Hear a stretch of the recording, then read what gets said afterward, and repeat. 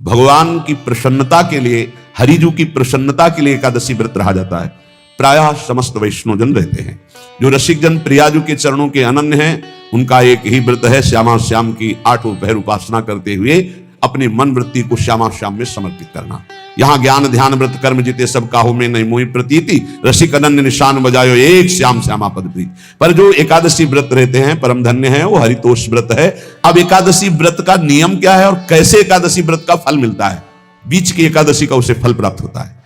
जिसे एकादशी व्रत रहना हो उसका नियम है कि दशमी के दिन कांसे के पात्र का त्याग करे।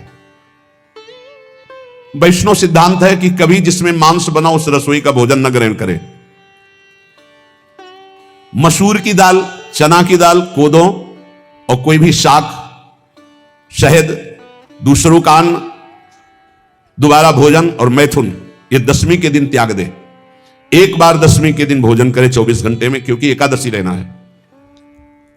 कांसे का पात्र, जिस रसोई में मांस बना उसके भोजन का त्याग, मसूर की दाल, चना, कोदो, शाक, मधु अर्थात शहद और दूसरे के द्वारा दिया हुआ भोजन और दोबारा भोजन और मैथुन क्रिया, इनका दशमी के दिन कभी भी प्रयोग ना करे। इन 10 वस्तुओं से वैष्णव दूर रहे दशमी के दिन। फिर एकादशी के व्रत में, ये पीछे तो हम वर्णन कर ही चुके हैं, कहीं नहीं आया यहाँ कुटू का वो कचौड़ी पकौड़ी और सिंघाड़ा का हलवा और ये दुनिया के खीर और सब। ये एकादशी के दिन किसी भी तरह की गेम आदि क्रीड़ा ना खेले। जैसे अब आज व्रत है तो बैठे हैं अपना मोबाइल में गेम खेल रहे हैं, ऐसा कोई भी क्रीड़ा नहीं। द्वित क्रीड़ा, किसी भी तरह का गेम, ये सब खेल नहीं। द्वित क्रीड़ाम च निद्राम च तांबूलम दंत धावनम परापवादम पैशून्यम स्तेयम हिंसाम तथा रतिम कोपम हृत वाक्यम च एकादश्याम विवर्जयेत। एकादशी के दिन उपासक को चाहिए कि वो किसी भी तरह की क्रीड़ा, मनोरंजन बिल्कुल नहीं। चनिद्राम, नींद नहीं लेनी उसको, न दिन में न रात में। एकादशी व्रत, और प्रायः पुराने महापुरुषों ने ऐसा किया, तोड़कर जो दतून की जाती एकादशी के दिन है। परापवादम, दूसरे की निंदा करना, चर्चा करना नहीं, अर्थात अधिकतर मौन व्रत धारण करे एकादशी के दिन। पैशून्यम, चुगली करना। स्तेयम, कोई चोरी करना।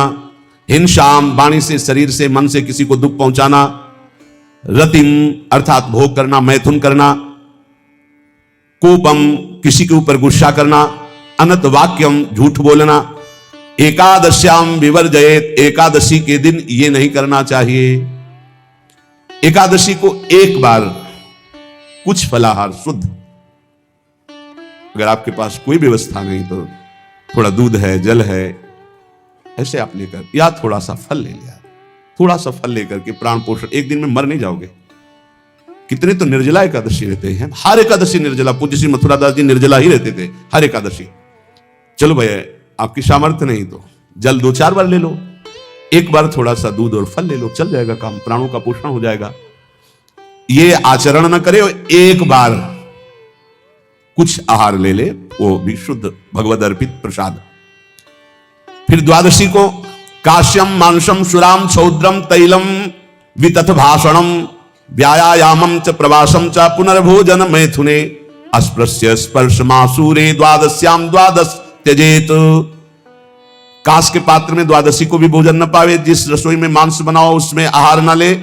किसी भी तरह का नशा द्वादशी को न करे। शहद न पाए, तेल के बने पदार्थ न पाए, मिथ्या भाषण न करे और बहुत शरीर का व्यायाम न करे, बहुत थकावट वाले कार्य न करे। दोबारा भोजन न करे, एक बार द्वादशी को भी भोजन पवित्र। मैथुन न करे, जिसका स्पर्श नहीं किया जाता ऐसे पदार्थों का स्पर्श न करे और मसूर की दाल न खाए। द्वादशी को जो इन नियमों का पालन करता है, दशमी द्वादशी ऐसे और एकादशी ऐसे, तब उसे एकादशी व्रत का फल प्राप्त होता है। जो इस पद्धति से एकादशी, ये जो मनमानी है सब नहीं, हर पदार्थ मिल जाएगा आपको फलाहार में, हर पदार्थ। हमको बताया गया कि आपको जो चाहो सब पदार्थ फलाहार का। अरे भाई, हरितोष व्रत है तो हरि प्रसन्नता के लिए एक दिन भूखे रहने बहुत आनंद आता है। पहले भगवत कृपा से ऐसे ही गंगा जल पी करके कुछ दिन, फिर कभी कभी निर्जला एकादशी, कभी आनंद। बड़े संन्यास मार्ग में थे तो बड़े संयम से सब शास्त्रीय पद्धतियों का निर्वाह होता था। उपासक को चाहिए कि इन नियमों से व्रत का अनुष्ठान करे, मनमानी आचरण न करे। सबसे प्रार्थना जो एकादशी रहते हो, हरितोष व्रत इसे कहते हैं, भगवान की प्रसन्नता के लिए रहा जाता है। रहना हो, धन संपत्ति है, खूब रुपया पैसा हो, प्रभुत्व, कोई पद हो, कोई अधिकार हो बड़ा, फिर अविवेकता और अज्ञानी हो तो बोले एक नाश कर देगा, फिर चारों तो नाश ही कर देंगे। अगर सत्संगी है तो ये चारों महान कार्य कर देंगे। क्या यौवनम, जवान है, खूब दूसरों की सेवा, मेहनत पूर्वक धन संपत्ति कमाकर माता पिता की सेवा, परिवार की सेवा। ये माता पिता, हमारा वेद कहता है मात्र देवो भव, तैत्तिरीयोपनिषद, मात्र देवो भव, पितृ देवो भव, आचार्य देवो भव, अतिथि देवो भव, यान्य नवद्यानि कर्माणि तानि सेवितव्यानि नो इतराणि, यान्यस्माकः सुचरितानि तानि तोयोपास्यानि नो इतराणि, ये के चास्माच्छेयाः सो ब्राह्मणाः तेषां त्वया स्नेन प्रश्वसितव्यम, श्रद्धया देयम, अश्रद्धया देयम, श्रिया देयम, ह्रिया देयम, भिया देयम, संविदा देयम। वेद कहता है मात्र देवो भव, माता साक्षात हमारी भगवान है।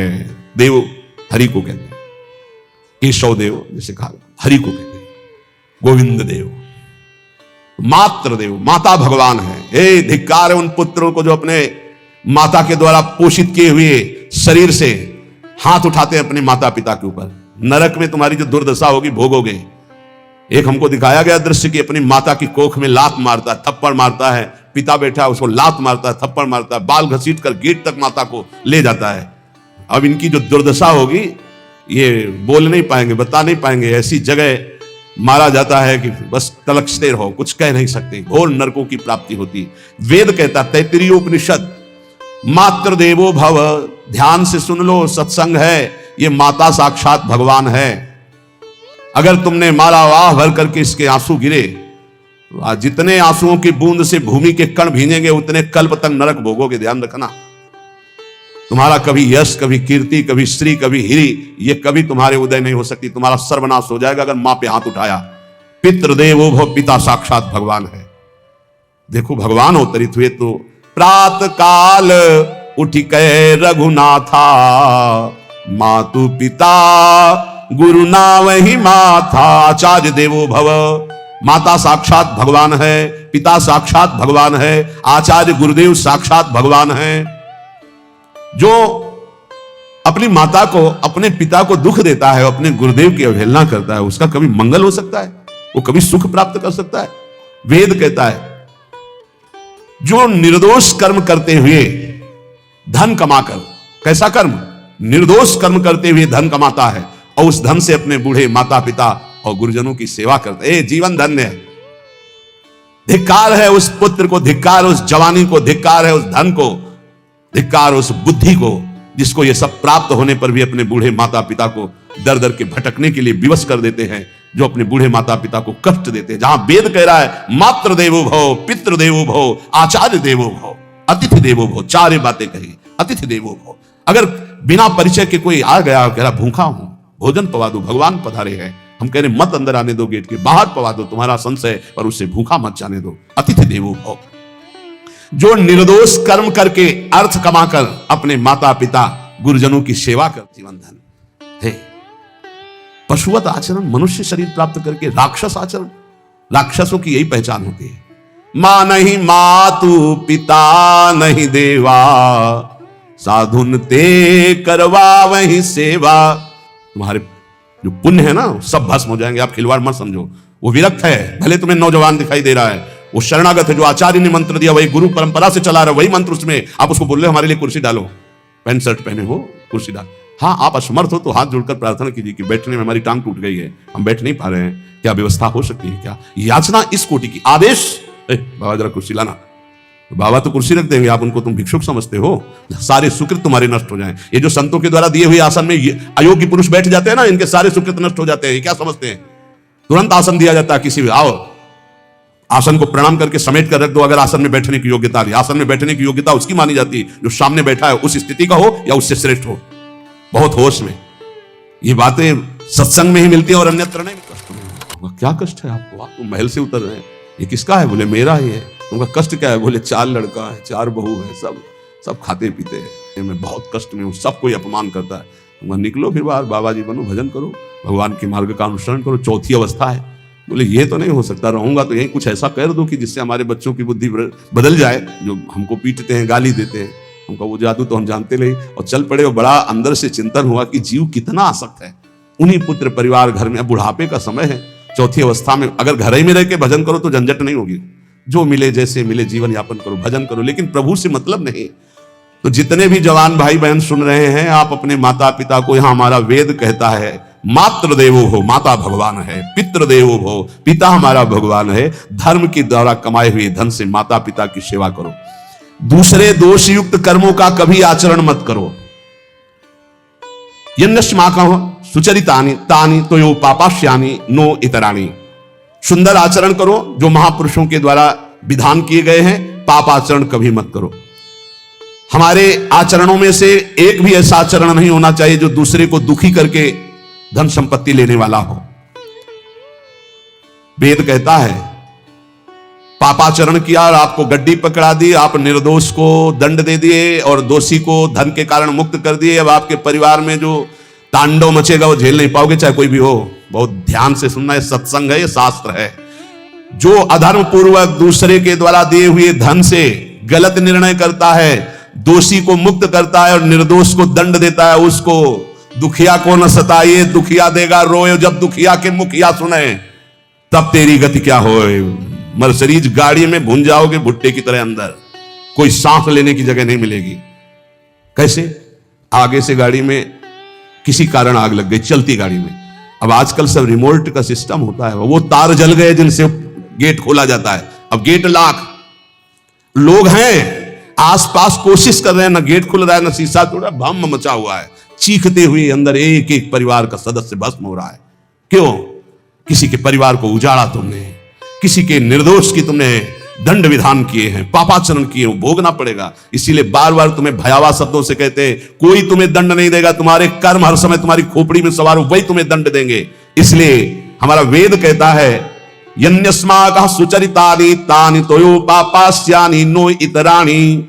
जिसमें महापुरुष विधान किए हैं कि यह आचरण करो वो सुकृत है, और जिसे मना करते ऐसे पापाचरण मत करो, कभी दूसरे का अहित मत करो। जो कोई भी हमसे श्रेष्ठ गुरुजन है उनका आदर करो, उनको आसन दो, उनको विविध पदार्थों से सुख पहुंचाओ, विश्राम कर लेने के बाद वार्ता करो।